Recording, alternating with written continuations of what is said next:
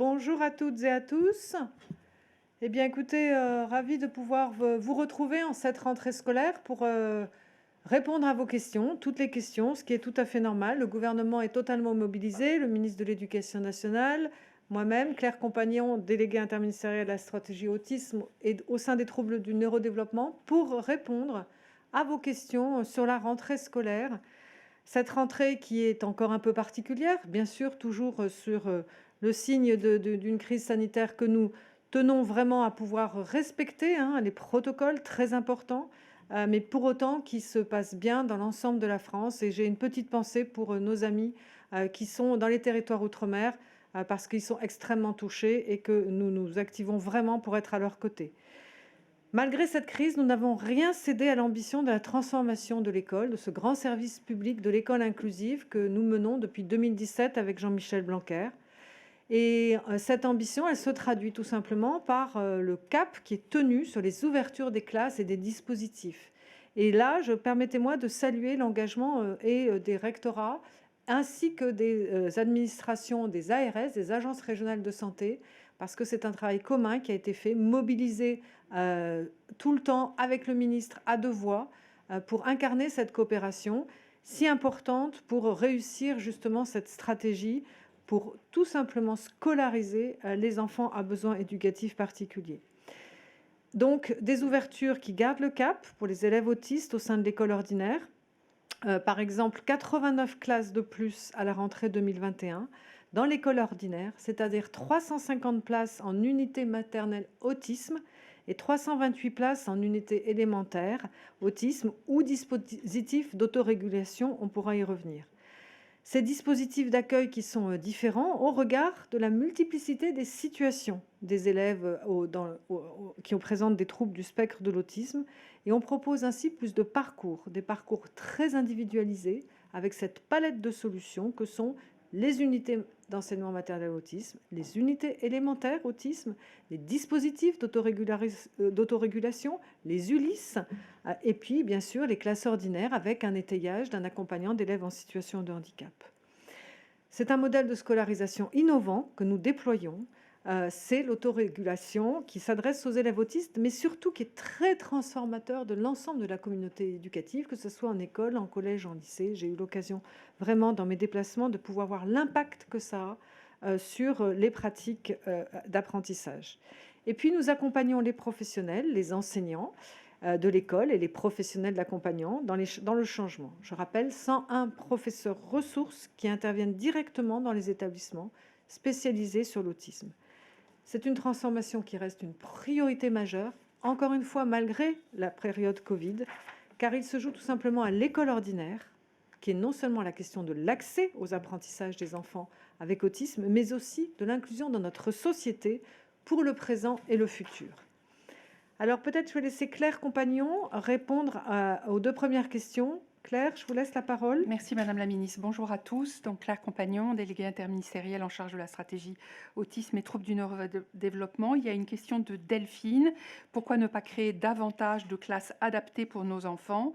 Comme vient de le dire la Ministre, il y a eu beaucoup de classes qui ont été créées. Sans doute pas encore assez, mais juste vous donner quelques indications chiffrées pour que vous mesuriez bien cette évolution. En 3 ans, nous avons créé 216 classes à la fois en maternelle, en élémentaire pour des enfants autistes. Et au total, ce sont 336 unités spécialisées pour ces enfants. Mais quand je dis spécialisées, c'est des classes qui sont des unités qui sont dans l'école ordinaire avec des temps d'inclusion des enfants vers leur classe de référence. Donc voilà, nous avons donc une évolution importante. Et globalement, on sait qu'en cette rentrée de septembre 2021, il y a plus de 43 000 enfants autistes qui sont scolarisés en milieu ordinaire. Et je crois que l'autre élément important à vous dire, c'est que ce programme de création d'unités pour des enfants autistes, pour des élèves autisme, se poursuit au rythme prévu, c'est-à-dire que il faut saluer l'effort de tous, des collectivités, des écoles, de l'éducation nationale et des agences régionales de santé, puisque même avec la période de crise sanitaire que nous connaissons, il y a 89 dispositifs qui ont ouvert à la rentrée de septembre. Ça fait 700 enfants supplémentaires qui bénéficient d'un parcours individualisé de scolarité. Voilà, donc une évolution importante. Vous disposez maintenant d'une cartographie précise de ces sites que vous pouvez retrouver sur le site handicap.gouv. Deuxième question, celle de Cécile. Pourquoi tous les enseignants ne sont pas tous formés au handicap et en particulier à l'autisme, mais aussi aux troubles 10 et au TDAH? Ça a été une très très grosse demande des associations, notamment du secteur qui s'occupe des enfants et des personnes atteintes par les troubles 10 ou par le TDAH. Et donc nous avons entendu ce message-là. Et à cette dernière rentrée scolaire, dans le cadre de la réforme initiale des enseignants du premier et du second degré, a été créé dans chaque institut national supérieur du professorat et de l'éducation des modules de formation obligatoire sur l'école inclusive. Et donc, à ces 25 heures de formation initiale, s'ajoutent maintenant des modules spécialisés mis en place au niveau de chaque département, avec des stages de formation continue portant sur les thématiques de l'école inclusive, avec de la différenciation pédagogique, de l'adaptation des supports, enfin tous les outils qui permettent aux enseignants de bénéficier de formations sur l'ensemble de ces troubles. En synthèse, sur ce point de la formation, parce qu'il y a beaucoup de questions sur la formation et je sais que c'est une de vos attentes et de vos demandes, la part des formations sur ces troubles du neurodéveloppement et en particulier de l'autisme est en augmentation constante et on voit bien la part que cela représente aujourd'hui dans l'ensemble des propositions de stages, de formation qui sont proposées aux enseignants. Madame la Ministre. Merci Claire. Alors j'ai une question d'Armel. Je suis passionnée par mon métier d'AESH, mais parfois je me sens frustrée parce qu'on ne me donne pas les moyens de bien faire mon travail. À quand des formations pour les AESH? D'abord Armel, permettez-moi de me dire que oui, vous faites un métier extrêmement important. Peut-être rappeler que tous les enfants n'ont pas besoin d'AESH. Il y a à peu près 60% des enfants qui sont accompagnés aujourd'hui. Et là, je parle de tous les enfants, quel que soit le trouble. Pour autant, ceux qui en ont besoin, eh bien, il faut qu'en effet leur AESH soit présente dès la rentrée, formée. Vous faites partie de la communauté éducation nationale. Vous avez maintenant vraiment un statut éducation nationale. Alors, il y a les 60 heures de formation qui permettent l'adaptation à l'emploi, à la prise de poste d'AESH, mais cette formation initiale, elle doit être complétée, et elle est complétée par des actions qui sont pilotées par les inspections académiques, avec des associations expertes sur l'autisme, sur les TDAH, qui viennent justement en formation conjointe et complémentaire. C'est très important. Il faut vous outiller sur justement les méthodes de travail adaptées aux troubles des enfants accompagnés. Il faut qu'on ait un continuum sur les méthodes, vraiment en respectant justement les méthodes qui ont été choisies dans le respect des bonnes pratiques, des recommandations de la Haute Autorité de Santé. Plusieurs associations ont signé des conventions avec l'Éducation nationale pour permettre ces actions. Nous devons poursuivre cet effort de professionnalisation de vous, les professionnels. Par ailleurs, comme les enseignants, je rappelle que les AESH, comme les parents et comme tous les professionnels du médico-social, parce que c'est en open data, ont la ressource de plateforme Cap École Inclusive qui continue de s'enrichir année après année. C'est une ressource vraiment extrêmement précieuse pour mettre en place ces adaptations et qui, je le rappelle, est en open data. J'ai une question aussi de Gaëlle qui nous dit pourquoi la communication avec l'école, l'inspection, les PIAL est-elle de plus en plus difficile? Alors, je pense qu'au contraire, elle s'améliore, cette communication. Et là, je peux vous parler avec mon rétroviseur de présidente d'association avant d'être ministre. Nous avons maintenant instauré un rendez-vous, un entretien à chaque rentrée scolaire avec les parents, son enseignant et l'accompagnant d'élèves en situation de handicap. C'est extrêmement important. C'était une demande depuis longtemps. Ça s'améliore. C'est ainsi que les parents, je dirais, peuvent reprendre confiance, connaître les professionnels qui vont accompagner leur enfant pendant toute cette année scolaire. D'autre part, il y a des cellules d'écoute départementales. Je rappelle le numéro, le 0805 805 110. C'est une cellule locale qui a la réponse. Et si je n'ai pas la réponse immédiatement, et on vous rappelle. Et s'il y a encore trop de difficultés, le national, la cellule aide handicap école, peut prendre le relais. Et je vous rappelle qu'il y a un numéro totalement accessible. Il y a des commissions d'affectation, parce qu'on ne nie pas les problèmes. Il y a encore des difficultés à résoudre localement, territorialement. Ces commissions d'affectation, elles réunissent justement l'éducation nationale, les maisons départementales des personnes handicapées, les enseignants ressources, les associations, pour résoudre les problèmes en pleine responsabilité collective partagée avec les associations aussi, gestionnaires du médico-social.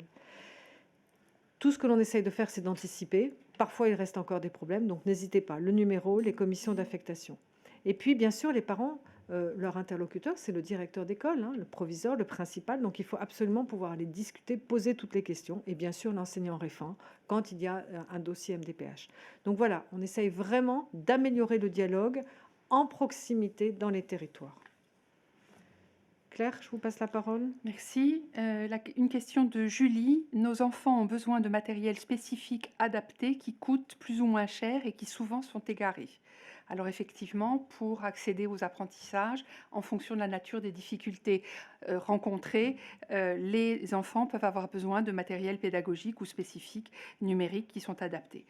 Qui est en charge de ça? C'est la MDPH qui, en fonction de l'évaluation des besoins de chaque enfant, prévoit, donc dans le cadre du plan de compensation, le prêt gratuit de matériel pédagogique adapté.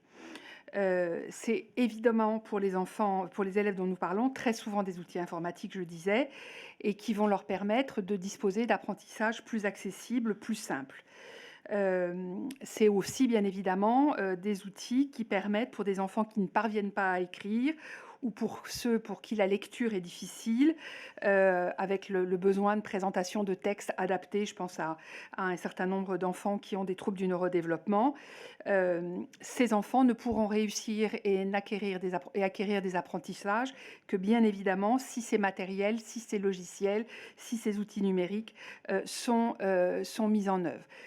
Il est donc extrêmement important que vous fassiez ces demandes auprès des MDPH pour bénéficier, comme la réglementation le permet, pour bénéficier de ces matériels et de leur prise en charge financière. Il y a une question de Yolande. Pourquoi devons-nous dépenser des sommes folles pour faire diagnostiquer nos enfants ? Alors, vous le savez, ou en tous les cas, je crois qu'il est important de le rappeler, dans le cadre de la stratégie nationale autisme au sein des troubles du neurodéveloppement, nous avons pris en compte, pris la mesure de cette situation, de ces retards dans le diagnostic. Nous avons chiffré ces retards dans le diagnostic, notamment dans les délais d'attente dans les centres ressources autisme. Et face à ces constats, nous avons mis en place un certain nombre d'actions. Je vais essayer de vous dire rapidement, schématiquement, de quoi il s'agit.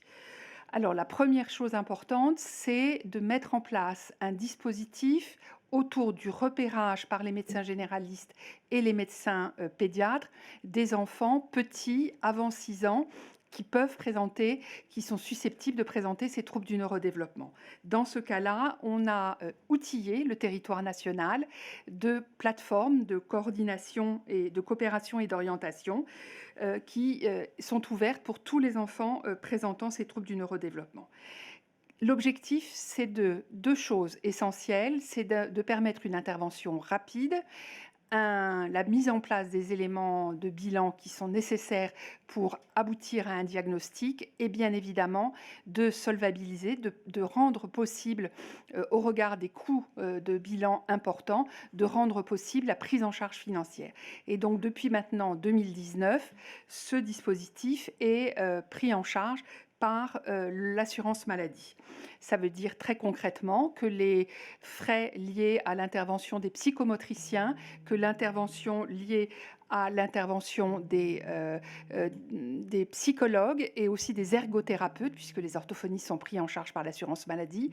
Ces 3 professionnels sont aujourd'hui remboursés de leurs actes quand ils interviennent auprès des enfants dans le cadre de ces plateformes. La deuxième chose importante à dire, pour vous donner une idée, nous avons maintenant 63 plateformes sur le territoire national et depuis le démarrage, c'est plus de 11 000 enfants qui ont été orientés vers ces plateformes. C'est un chiffre assez considérable avec une évolution très rapide du nombre d'enfants qui bénéficient de ce dispositif et de familles qui bénéficient de la prise en charge de ces forfaits d'intervention. L'autre chose, la troisième chose importante, c'est que ce dispositif qui a été conçu pour les enfants de 0 à 6 ans est maintenant étendu aux enfants jusqu'à l'âge de 12 ans et va permettre de mettre en place pour les enfants qui n'ont pas été diagnostiqués ou pour les enfants pour lesquels le diagnostic est de fait rendu plus compliqué ou bien est plus tardif puisqu'il se manifeste lors des apprentissages scolaires, de bénéficier d'un dispositif d'intervention précoce, d'actes de bilan de diagnostic et bien évidemment de la même prise en charge financière. Le dernier élément important sur cette question du diagnostic, c'est que le gouvernement a attribué des moyens très importants depuis l'année dernière pour renforcer les équipes des centres ressources autisme et de fait amener à une réduction des délais. Et c'est ce qu'on est en train de voir avec une réduction très importante des délais d'attente dans la plupart des centres ressources autisme, alors même que la demande de diagnostic, notamment pour les adultes, augmente. Madame la ministre. Merci. J'ai une question de Marianne. Alors, une question très importante parce que c'est votre quotidien. C'est comment cela se fait-il qu'il faille en permanence refaire des demandes à la MDPH, sachant que voilà, quand l'autisme est posé, quand le TDAH, les troubles, eh bien, ce sont des choses avec lesquelles on doit vivre et vivre longtemps. Donc, ma feuille de route, c'est de vous simplifier la vie. Je me suis attaquée à cette problématique. Je vous rappelle que ce sont les départements, donc les présidents de départements, qui sont en charge des maisons départementales des personnes handicapées. Pour autant, nous avons vraiment décidé de pouvoir tout simplement vous simplifier la vie. C'est-à-dire qu'une fois que le diagnostic est posé, que vous avez eu votre premier dossier avec un taux de handicap, pour ceux qui ont un taux qui s'avère important dans la répercussion, c'est-à-dire à 80%, eh bien, c'est le premier complément de l'AEH pour les 20 ans. Et à partir de 20 ans, c'est l'allocation adulte handicapé à vie, c'est la reconnaissance de qualité de travailleur handicapé à vie. Pour vous simplifier, ce sera la PCH à vie à partir du 1er janvier. Donc voilà, on essaye vraiment de vous simplifier la vie. D'autre part, quand vous demandez une compensation sur la scolarisation, c'est-à-dire un dispositif Ulysse ou une unité d'enseignement ou un accompagnant d'élèves en situation de handicap, c'est notifié pour un cycle scolaire. C'est-à-dire pour toute la maternelle ou tout l'élémentaire, tout le collège, pour vous éviter de revenir à la MDPH. Si ce n'est pas le cas, il faut le réclamer. Ce sont des droits qui sont ouverts depuis près de 2 ans et je me bats pour que ça soit vraiment sur la France entière, dans chaque département, que ça soit déployé. Vous avez la possibilité de vérifier cela en allant sur le site de la CNSA, où vous avez le baromètre des droits qui est publié département par département, pour que vous sachiez où en est dans votre département la maison du handicap. Et c'est comme ça que vous pouvez aussi faire bouger les lignes, en écrivant tout simplement au président de département, à la direction de la MDPH, si ces droits qui doivent être ouverts ne sont pas respectés. C'est important parce que c'est comme ça qu'on va être de façon équitable à l'ensemble. Ça s'améliore. Aujourd'hui, en 2021, nous avons maintenant en moyenne nationale, mais qui recouvre des inéquités territoriales très importantes, qui peuvent aller de 2 à 6 fois d'inéquité. Voilà, donc nous avons près de 135 000 personnes qui se sont vues attribuer l'AAH à vie. Nous avons plus de 11 000 enfants qui ont bénéficié de l'allocation d'éducation jusqu'à leurs 20 ans. Donc ça s'améliore, ça ne va pas assez vite. Et là, je dirais presque à vous de jouer pour vraiment que ces droits soient respectés. J'ai une question de Audrey qui me dit « Je voudrais savoir si les enfants en IME ont le droit de faire des sorties. » Alors, oui, bien sûr que vos enfants ont le droit de faire les sorties. C'est comme à l'école. On a exactement suivi, comme dans le droit commun, les mêmes protocoles sanitaires pour les enfants qui sont à l'école dite ordinaire ou en établissement médico-éducatif. Ils pourront faire leur sortie encadrée. Après, c'est exactement la même règle que pour l'école. C'est-à-dire qu'il y aura le pass sanitaire à partir de 12 ans, à partir du 15 septembre, pour le schéma vaccinal ou pour le pass sanitaire quand il y aura des sorties qui sont en contact avec le public, c'est-à-dire quand on va visiter un musée ou quand on va au cinéma. Pareil que dans le droit commun, pareil que pour tous les Françaises et les Français. Mais sinon, bien sûr, vos enfants ont le droit de faire les sorties encadrées. Je voudrais quand même répondre à une question de Rachida. Rachida me dit, que se passe-t-il pour les handicapés, les personnes handicapées qui ont un handicap sévère? Qu'est-ce qu'il y a comme structure et est-ce que vous pensez que l'école inclusive peut marcher pour tout le monde?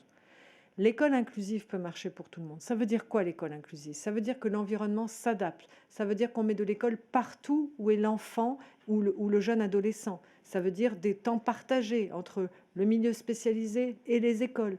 L'école inclusive, c'est vraiment qu'on adapte aux besoins spécifiques de l'enfant. Donc ça, c'est très important. Ce cheminement, c'est une réalité. Même pour les enfants polyhandicapés, je vous rappelle que nous ouvrons les unités d'enseignement pour enfants polyhandicapés dans les classes ordinaires de la République. Ce n'est pas anodin. C'est quelque chose de très transformateur pour l'acceptation de la grande différence. Ce sont des apprentissages qui se font au rythme de chaque enfant. Ça ne veut pas dire quand on est scolarisé dans les mêmes murs, qu'on apprend les mêmes choses. Bien sûr que non.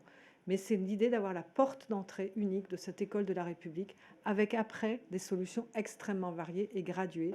Et c'est la palette de solutions qu'on est en train de mettre en place. Donc oui, nous pensons à tous.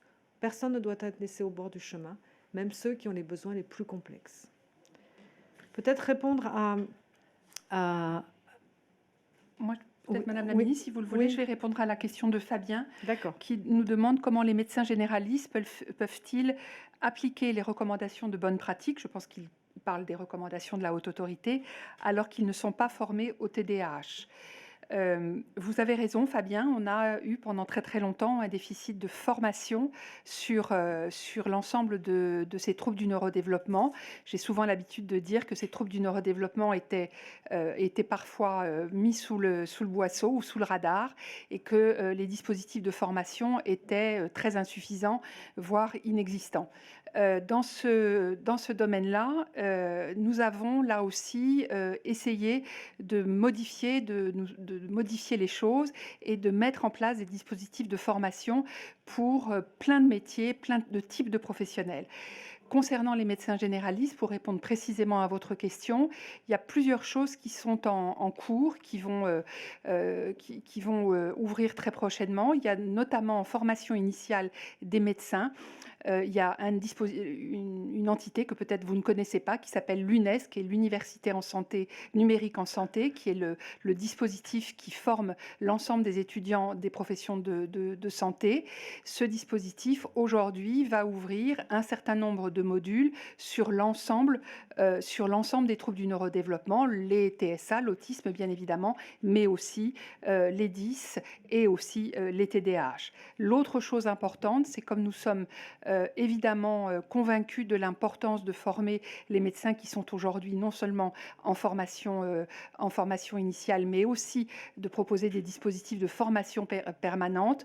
Il y a un programme spécial de formation pour les médecins généralistes et pour les pédiatres, notamment sur la question du repérage précoce.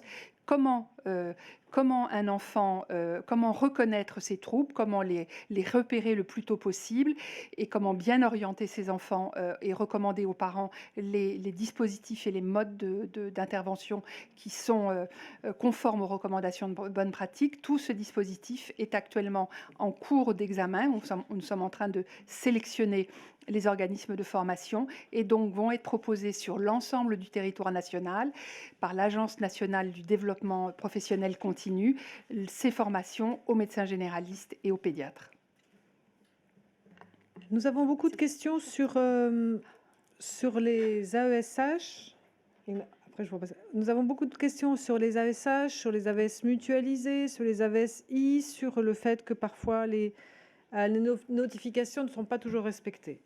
Alors, un enfant qui a besoin d'un accompagnement soutenu et continu aura une AVS individualisée avec un nombre d'heures. Ça, c'est très important. Pour autant, beaucoup d'autres enfants n'ont pas besoin d'avoir un quota horaire. Et il a une AVS mutualisée. Et après, l'organisation de l'emploi du temps se fait au plus près en gestion des écoles, collèges et lycées. N'hésitez pas à vous rapprocher de votre enseignant référent pour dialoguer et avoir l'emploi du temps de l'accompagnant auprès de votre enfant. Donc il n'y a pas, si vous voulez, de règles, c'est vraiment selon les besoins. Et au fur et à mesure que les notifications arrivent, eh bien l'inspection continue de recruter. Aujourd'hui, il y a encore 4000 postes d'AESH qui sont recrutés à la rentrée. Les inspections que j'ai visitées, je suis allée voir les cellules d'écoute dans beaucoup d'inspections, ont anticipé les recrutements, mais il y a encore certainement des ajustements à faire. Donc n'hésitez pas à vous rapprocher. Aujourd'hui, nous avons 125 000 accompagnants d'élèves en situation de handicap, tous en contrat d'éducation nationale. Permettez-moi juste de rappeler qu'en 2017, la moitié était en contrat aidé, avec des ruptures d'accompagnement en cours d'année. Ça s'améliore, ça va jamais assez vite pour vous les familles. On en est tout à fait conscient et c'est pour ça que toutes les inspections sont mobilisées et pour le recrutement et pour l'organisation du temps d'AESH. Juste pour toujours sur ce domaine-là, il y a Alexandra qui nous demande pourquoi tant de disparités entre les MDPH. Et oui, Alexandra, c'est bien mon souci. C'est bien pour ça que j'ai mobilisé les 102 MDPH, que j'ai une feuille de route avec l'ensemble des présidents de département, avec l'Association des départements de France, avec un engagement qui est inédit, avec une convention vraiment de pouvoir faire diminuer ces disparités. Ça, c'est l'implication, même si les départements sont chefs de file de politique de solidarité, ça dépend. Pour autant, on ne laisse personne au bord du chemin et nous avons rajouté 25 millions selon les MDPH qui sont très en retard à cause des systèmes informatiques souvent, ou des problèmes aussi de pénurie de personnel pour évaluer les dossiers. Nous venons en appui. J'ai passé une convention avec 5 départements prioritaires pour rattraper le retard. La Seine-Saint-Denis, l'Aveyron, la Manche, la Martinique, la Creuse, pour que nous soyons aux côtés de ces départements qui, pour des raisons variées, ne sont pas à la hauteur en termes de délai pour vous donner les bonnes réponses. Moi, je veux pouvoir que partout en France, on ait les mêmes chances d'accès avec les mêmes délais. C'est un travail de longue haleine, mais nous y travaillons. Il y a une question de Mathilde. Pourquoi il n'y a pas de plateforme de coordination pour les enfants en Guyane ? Vous le savez, la Guyane est une région avec une topographie, une géographie très particulière, avec une vraie difficulté auquel nous sommes confrontés aujourd'hui en Guyane, c'est l'absence de professionnels libéraux sur beaucoup de territoires, puisqu'ils se concentrent sur les quelques grandes villes, et elles sont peu nombreuses en Guyane. Donc face à cette situation, nous réfléchissons à le moyen de répondre à ce besoin de repérage et d'intervention précoce des enfants, mais sous des modalités différentes parce que nous sommes confrontés à une réalité territoriale difficile. Et puis la deuxième raison, c'est que vous le savez, la Guyane a été très impactée par la crise sanitaire et que bien évidemment, dans ce département, il a été nécessaire de mobiliser les équipes sur ces sujets de gestion de la crise sanitaire et de la vaccination. Et donc cela a pris du retard. Il y a une question de Zoulera qui nous dit « c'est bien les PCO, mais il faut avoir moins de 6 ans alors que les enfants Asperger sont souvent diagnostiqués vers 8 ou 9 ans. » Alors, ce que je voudrais répondre à Zoulera, c'est effectivement une situation que nous connaissons avec aujourd'hui encore des diagnostics qui sont trop tardifs et qui empêchent pour un certain nombre d'enfants de l'intervention précoce, alors même que ces interventions sont très hautement recommandées. On doit pouvoir diagnostiquer des enfants autistes, là s'agissant d'enfants autistes, beaucoup plus tôt que ça, y compris les enfants Asperger, et reconnaître leurs difficultés en dehors de l'école et en dehors de leurs premiers apprentissages scolaires, qui sont souvent le déclenchement de ce signal d'alarme. Voilà, donc nous travaillons, c'est ce que je disais tout à l'heure, à former les médecins généralistes et les pédiatres, parce qu'eux voient les enfants petits, et donc ils doivent être en mesure de repérer et d'aider au diagnostic précoce. Voilà, et pour les enfants qui seraient passés à travers ce diagnostic précoce, ou ou pour lesquels les signes de troubles du neurodéveloppement vont être plus tardifs, eh bien, c'est ce que là aussi je vous disais tout à l'heure, nous étendons ces plateformes aux enfants au-delà jusqu'à 12 ans. Une question de Delphine qui dit « Trop peu de place en Ulysse pour nos enfants en TSA, pourquoi une seule classe spécifique pour un territoire ?» Alors, ce n'est pas qu'une seule classe, hein. Il y a un maillage beaucoup plus important. J'étais par exemple en Dordogne. Il y a 3 maintenant unités d'enseignement maternel autisme. On se pose la question de la continuité du parcours. Tous les enfants n'ont pas besoin d'un étayage en sortant du EMA tel qu'il est vraiment prévu dans cette classe maternelle autisme. Pour autant, certains, oui. Donc nous travaillons aussi au déploiement des classes élémentaires autisme, mais il y a aussi des Ulysses qui peuvent bien sûr se déployer. Alors peut-être pas assez de l'IS TSA, il y a des problèmes certainement de formation encore des enseignants, on ne le nie pas, mais pour autant, le maillage commence vraiment à augmenter parce qu'en effet, il faut que ça soit en proximité. Pour vous, les familles, en termes de transport, il nous faut diminuer vraiment les transports et c'est l'éternel compromis entre une scolarisation de proximité mais qui ne va peut-être pas avoir les spécialistes et quelque chose d'un peu plus loin avec une professionnalisation. Donc nous travaillons vraiment à l'augmentation de ce maillage. Je sais que les UMA sont plébiscités par les parents. Je tiens à rappeler l'investissement important, mais pour moi, c'est un investissement qui permet de rentrer dans les apprentissages et qui, justement, après, de pouvoir de nouveau avoir un parcours le plus ordinaire possible. C'est 1 euro éducation nationale, 7 euros de médico-social, pour vous donner vraiment l'idée de l'appui médico-social dans la classe maternelle, au milieu des autres. C'est extrêmement plébiscité par les familles. Pourquoi ? Tout simplement parce que ça répond à ce besoin d'être scolarisé à temps complet et vous permettre, vous les familles, de reprendre du travail. Donc c'est vraiment cet enjeu que l'on a de pouvoir outiller le milieu ordinaire pour se sentir justement en capacité de scolariser au mieux vos enfants en situation de handicap. Peut-être dire aussi que on est souvent interpellé. Je vois la question de Charlotte sur l'entrée des libéraux. Vous avez raison, Charlotte, il n'y a pas que les CESAD ou les services d'accompagnement, il y a aussi les libéraux. Et ce maillage, et c'est de votre choix de pouvoir choisir vos professionnels. On nous le signale souvent qu'il y a encore des difficultés pour que les libéraux rentrent. C'est cette école de la confiance. Ça passe par les projets personnalisés de scolarisation pour les identifier.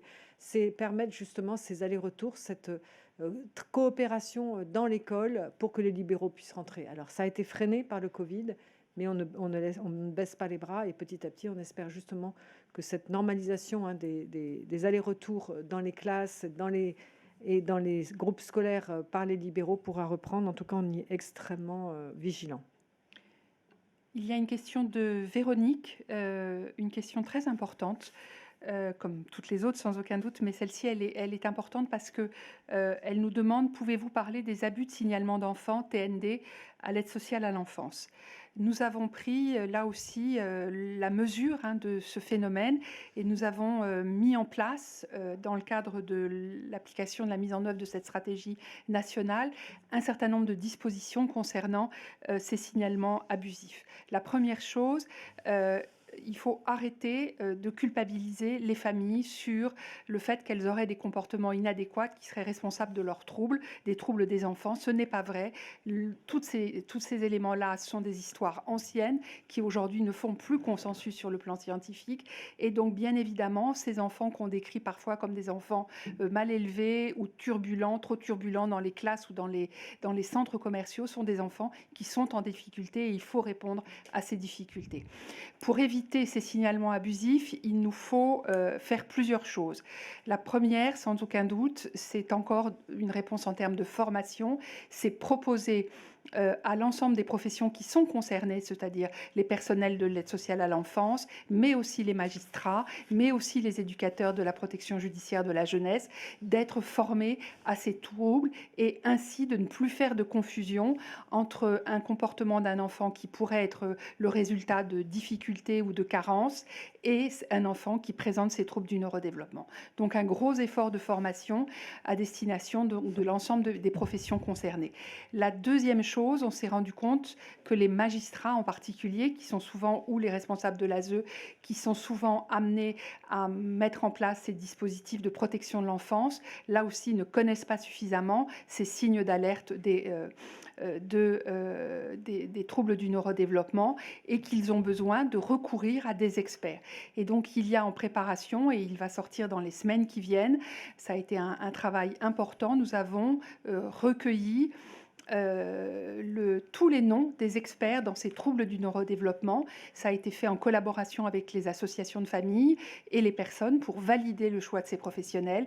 Et donc cet annuaire qui va recenser sur l'ensemble du territoire national tous les professionnels qui sont susceptibles de donner un avis éclairé sur l'existence de ces troubles vont être communiqués au service des conseils départementaux qui gèrent la protection de l'enfance dans notre pays et bien évidemment aux magistrats et en particulier aux juges des enfants qui sont en mesure d'intervenir et donc d'avoir une expertise adaptée et conforme aux recommandations de bonne pratique. Merci. J'ai une question de Valérie qui nous dit: ne serait-il pas possible de simplifier l'aspect administratif entre un GEVASCO, PAP, PPS ou autre? Alors, déjà, peut-être expliquer ce que c'est que le GEVASCO, le PAP, le PPS. Le GEVASCO, c'est le guide d'évaluation en milieu scolaire, c'est-à-dire que c'est une grille d'observation de ce dont a besoin l'enfant en situation de scolarisation. Et c'est ce qui permet justement, en équipe de suivi de scolarisation, de pouvoir évaluer les compensations à mettre en place. Un PAP, c'est un projet d'accueil personnalisé qui évite normalement de passer par la maison départementale des personnes handicapées parce que ce sont des adaptations pédagogiques pour des troubles d'apprentissage. Et un projet personnalisé de scolarisation, c'est justement à ce moment-là, il y a une compensation un peu plus importante à avoir et on passe par la maison départementale des personnes handicapées. Vous avez raison, Valérie. C'est souvent incompréhensible. C'est souvent aussi, ça se perd d'une année sur l'autre quand l'enfant grandit. Donc nous travaillons à ce qu'on appelle un livret de parcours inclusif qui est, pour simplifier un petit peu, la besace, le sac à dos de toutes les adaptations qui va suivre l'enfant d'une année après l'autre, de son élémentaire au collège, en passant vraiment dans son parcours de scolarisation et qui doit s'imposer en termes d'adaptation, justement année après année à l'environnement avec lequel il est, parce qu'on sait que ça fonctionne. Donc ne perdons plus de temps. À vous, surtout les familles, à devoir réexpliquer sans arrêt comment fonctionne votre enfant. C'est un livret qui sera partagé avec l'enseignant, la famille et bien sûr aussi les MDPH. Donc il est en test dans 4 académies à la rentrée: Aix-Marseille, Poitiers, Nantes et Normandie. Et pour chaque élève à besoin éducatif particulier, c'est-à-dire en fait reconnu ou pas reconnu encore par la MDPH, parce que s'il a des besoins uniquement d'adaptation, d'apprentissage, c'est interne à l'école. Ça va nous faire un support unique. Et l'intérêt, c'est de pouvoir surtout garder ces adaptations. C'est ce qu'on appelle la portabilité des adaptations. Et ainsi, nous pourrons éviter les ruptures à chaque changement d'environnement et notamment à chaque changement de cycle scolaire. Donc c'est vraiment une grande avancée sur laquelle il y a un énorme travail en coopération avec aussi les associations de famille. Il y a des groupes de travail et on avance. 4 académies en expérimentation et après on pourra le déployer si ça marche. C'est très important. Ne perdons pas de temps et à redire à chaque fois la façon dont les enfants fonctionnent et les adaptations mises en place. Il y a une question de Sonia. Pourquoi les CMPP, donc les centres médicaux psychopédagogiques, qui sont des équipes, des structures qui travaillent sur un certain nombre de territoires et qui font de l'accompagnement d'enfants et d'adolescents. Donc pourquoi les CMPP disent souvent aux parents que c'est de leur faute? C'est tout à fait regrettable, madame, qu'on vous entendiez encore des choses comme ça. Je viens de le dire en répondant à la question précédente. Il n'y a aucune responsabilité des parents dans la survenue de ces troubles du neurodéveloppement. C'est un consensus scientifique sur le plan international et vous n'êtes pas responsable de ces situations. Et donc, il est inenvisageable que vous continuiez à entendre ces choses-là. Alors une fois que j'ai dit ça, bien évidemment, la question c'est comment on fait pour éviter que ces fausses affirmations se propagent. Nous savons, avec le travail que nous faisons avec les associations de famille, que c'est une réalité qui tente à diminuer, il faut le dire, mais qui existe encore aujourd'hui dans un certain nombre de structures. La réponse, elle va être bien évidemment en termes de formation pour ces professionnels des CMPP, en termes de contraintes, c'est-à-dire très simplement de dire qu'ils doivent se transformer pour aussi mettre en place et mettre en œuvre très concrètement les recommandations de bonne pratique.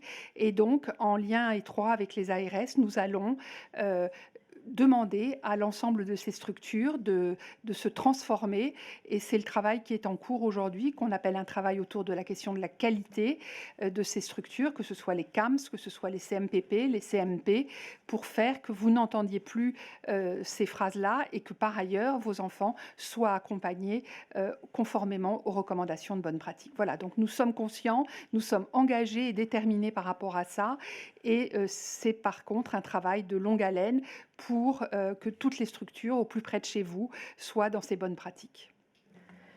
Une question de Zoulera qui nous dit: le collège de mon fils refuse l'intervention de l'ergothérapeute, que faire? Alors, le conseil, Zoulera, c'est que d'abord l'enseignant référent en soit informé et que surtout l'intervention de l'ergothérapeute s'inscrit dans le projet personnalisé de scolarisation. Et donc là, à ce moment-là, il n'y aura plus de difficultés. La difficulté, c'est que souvent dans les collèges, eh bien, il y a un gardien, il faut qu'il puisse savoir, avoir l'information hein, que ce libéral, cet ergothérapeute peut rentrer et sortir du collège pour des interventions. Donc il suffit de pouvoir reprendre lors de l'équipe de suivi ou demander un rendez-vous justement avec le responsable du projet personnalisé de scolarisation. Parfois c'est l'infirmier du collège, parfois c'est le chef d'établissement lui-même, etc. Et de mettre à plat cette difficulté. Après, le lieu d'intervention, c'est à travailler, s'il y a une salle possible, etc. C'est souvent des petits grains de sable hein, qui font qu'il y a une difficulté, mais en aucun cas, il ne peut y avoir un refus s'il est inscrit justement dans le projet personnalisé de scolarisation. Peut-être dans le même genre, une question de Laetitia qui dit « Les nouveaux collèges ont-ils l'obligation d'ouvrir nos classes spéciales pour nos enfants ?» Alors, il ne s'agit pas d'une question d'obligation, il s'agit d'une question de pouvoir planifier justement les ouvertures. C'est pour ça que ce travail se fait avec l'inspection académique, avec les agences régionales de santé et avec les associations gestionnaires aussi et les MDPH pour voir quels sont les besoins des enfants qui arrivent. Il faut pouvoir programmer la formation d'enseignants spécialisés. Donc ça fait partie hein, de ces travaux qui sont faits tout au long de l'année pour l'année d'après.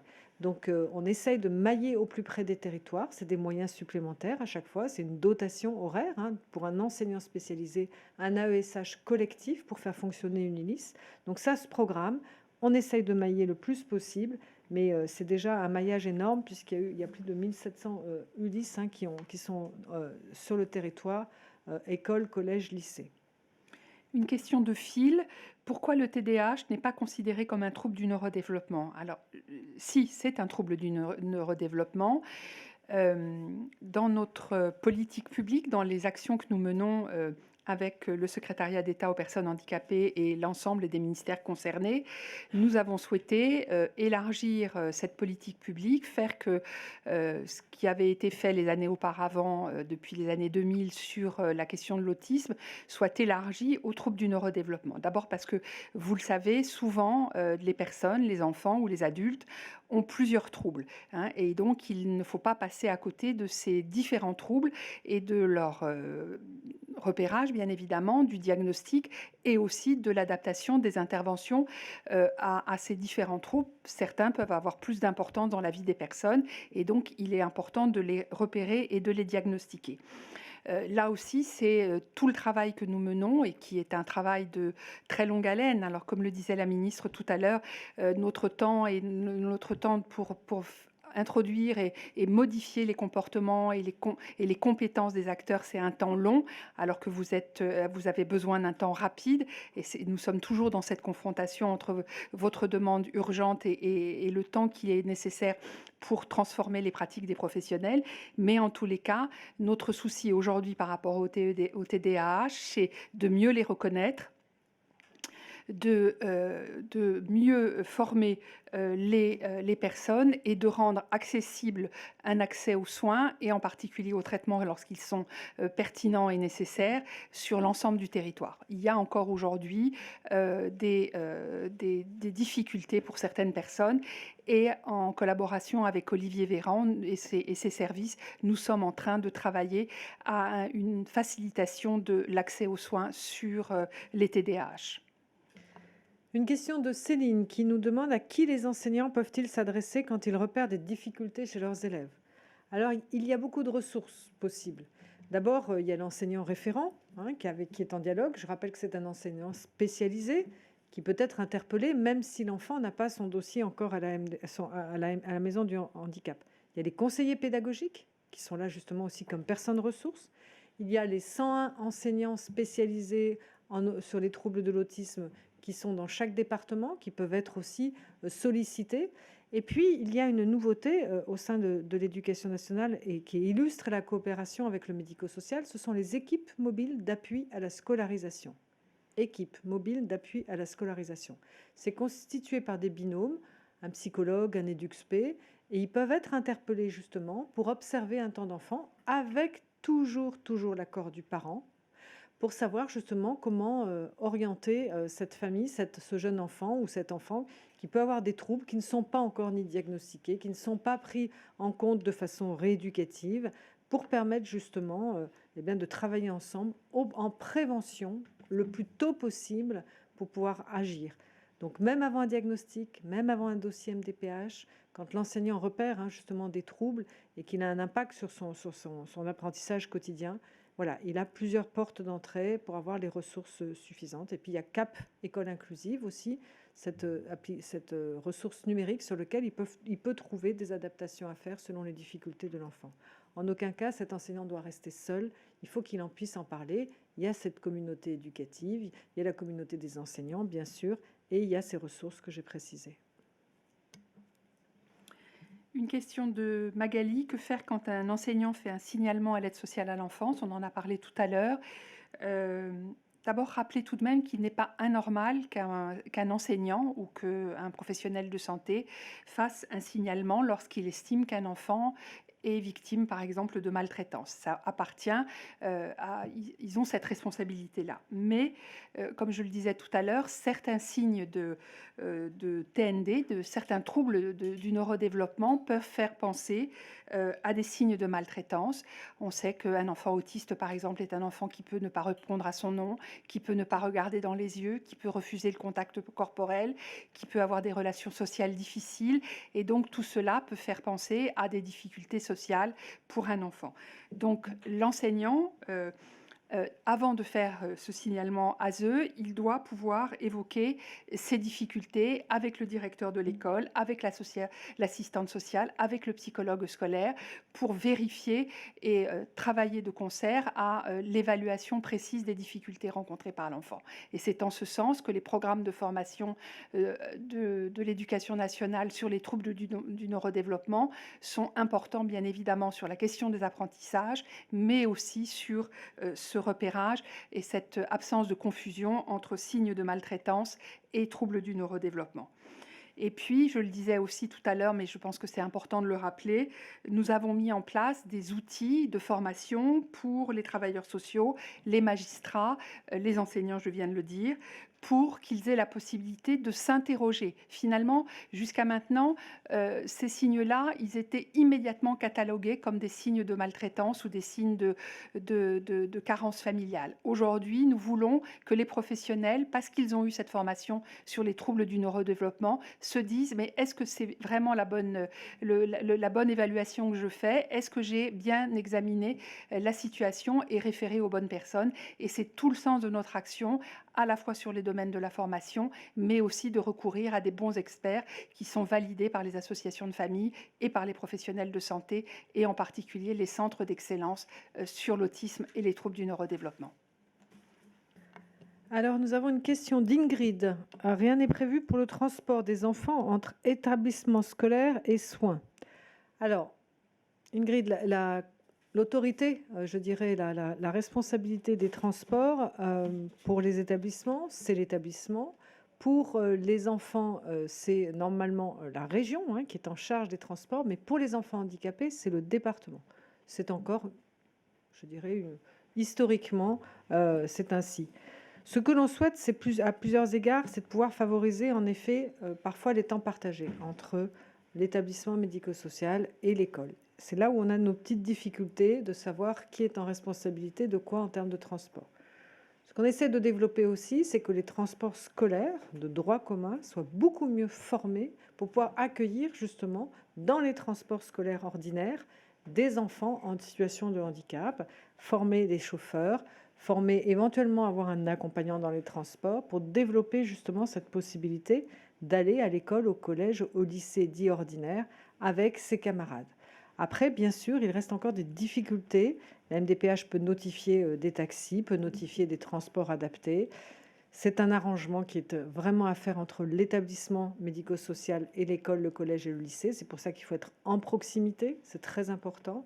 Mais voilà, après, on le sait, nous savons qu'il y a des difficultés, surtout sur les temps partagés.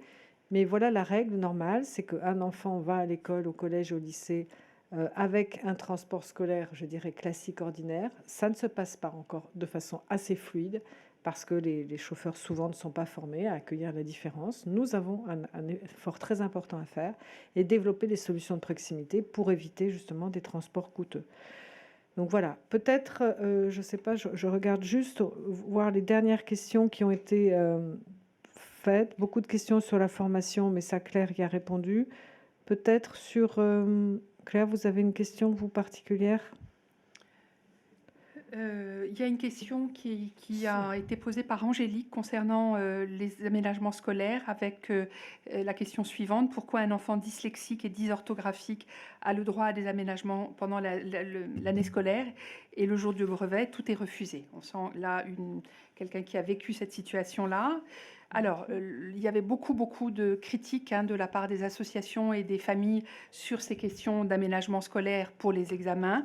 L'Éducation nationale a été amenée à mettre en place une nouvelle réglementation qui définit ce qu'on appelle un principe de continuité entre les adaptations pédagogiques en classe et les aménagements des examens.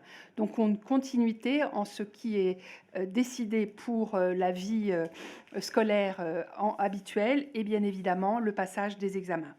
Et donc, si, par contre, dans cette nouvelle réglementation, si pour passer un examen, il peut y avoir besoin d'aménagements supplémentaires, alors il faudra faire une demande spécifique pour en bénéficier sous condition d'un certificat médical explicitant le besoin de cet aménagement supplémentaire. Voilà. Et l'autre chose importante, c'est que cette procédure a été simplifiée donc cette année et qu'elle devient automatique et attribuée une fois pour toutes. Pour le brevet, pour le bac, les parents doivent faire une demande d'application pour les épreuves qui correspond bien évidemment à ce qui a été défini, soit dans le PAP, soit dans le PPS. Et les aménagements qui seront adoptés pour le brevet seront automatiquement reconduits pour le bac, bien évidemment, sauf s'il y a un changement dans la situation de l'enfant qui nécessite des aménagements supplémentaires. Voilà, Madame la Ministre, je crois que c'est la dernière question. Peut-être si vous souhaitez conclure. Voilà, donc une mobilisation générale. Et quand je dis une mobilisation générale, c'est de l'ensemble du gouvernement. Et c'est de l'ensemble des administrations, du rectorat et des agences régionales de santé. Vous l'avez vu, la scolarisation, et vous savez mieux que personne, des enfants handicapés, notamment des enfants présentant un trouble du spectre de l'autisme et des troubles au sein du trouble du neurodéveloppement, passe par cette coopération indispensable du soin, de la rééducation et des apprentissages. Ce que nous déployons, c'est l'école de proximité, la réponse de proximité adaptée. Nous sommes entièrement mobilisés pour cette rentrée scolaire avec toujours ces protocoles de crise sanitaire qui sont, je sais, un empêchement pour beaucoup d'enfants. Pour autant, nous souhaitons vraiment que ça se passe bien. Le maître mot, c'est ne pas rester seul pour cette rentrée scolaire s'il y a encore des difficultés. Cellule d'écoute, le 0805 805 110, vous rapprochez des inspections académiques locales parce que c'est en local qu'on va trouver les solutions. Voilà, vous dire que cette mobilisation, elle est ressentie par les familles parce que vous êtes, à travers les enquêtes qui ont été faites, la grande enquête Ipsos qui sera, je pense, dévoilée fin septembre, mais déjà, on peut voir que le ressenti des familles est une réalité dans l'amélioration de leur scolarisation de leurs enfants. Vous êtes à peu près entre 67 et 73% à nous dire que vous percevez vraiment que la solution inclusive se met en place. Donc ce ressenti, c'est une réalité. Le pourcentage d'enfants autistes scolarisés qui déclarent être à temps plein augmente de 61 à 67%. Nous, ce que l'on veut, c'est du 100%. Donc cette dynamique, nous y sommes totalement mobilisés. En tout cas, merci à Claire Compagnon et à ses équipes. Merci aussi à nos interprètes et à la Vélotypie qui nous accompagnent justement pour que nous soyons accessibles 100%. C'est un challenge. Nous le devons pour les enfants, pour les familles. Voilà. Très bonne rentrée à toutes et à tous et ne restez pas seuls. Merci. Au revoir.